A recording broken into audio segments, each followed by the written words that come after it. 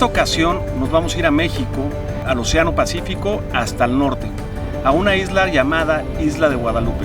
La Isla de Guadalupe hoy en día es el mejor lugar del mundo para observar tiburones blancos. Lo que vamos a ir a hacer a Isla Guadalupe, vamos a tratar de ir a sacar unas buenas fotografías de los tiburones blancos. El proceso que hacemos aquí en Isla Guadalupe para poder bucear con los tiburones blancos es: primero llegamos a una zona, es una bahía muy grande donde están los tiburones blancos, se ancla el barco y una vez anclado el barco se bajan las jaulas donde estaremos observando los tiburones y fotografiándolos. Ya una vez que se bajaron las jaulas se empieza a colocar carnada en el agua para traerlos. La carnada que usualmente se usa son peces muy grasosos como el atún y algunos otros como jureles, sardinas, son los peces que se utilizan para traer a los tiburones. Una vez que ya está la carnada, que ya están las jaulas listas, lo que procederemos será a equiparlos.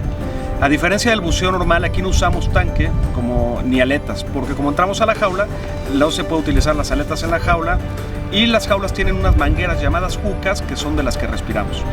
Ya una vez que nos equipamos con el traje, es un traje un poco más grueso porque el agua es fría, pasamos a ponernos unos lastres, que el lastre es lo que nos va a hacer que estemos bien asentados en la jaula al fondo y comenzaremos a entrar a la jaula. Ya una vez que entramos en la jaula, buscaremos un lugar donde podamos estar cómodos con la cámara y esperaremos ahí hasta que llegue el tiburón. Los tiburones usualmente a veces aparecen en 10 minutos o a veces pueden aparecer horas, ¿no? Esto es como la pesca. Si tú quieres lograr una buena imagen, tienes que permanecer mucho tiempo en el agua hasta que llegue el tiburón y lo puedas fotografiar como tú quieras.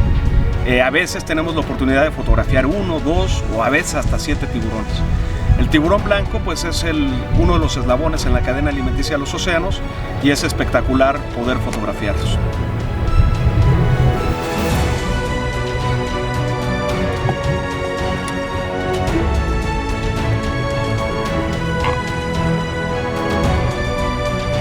Lo que queremos lograr con estas imágenes es ayudar a cambiar la percepción que se tiene de los tiburones para con eso poder contribuir en su conservación.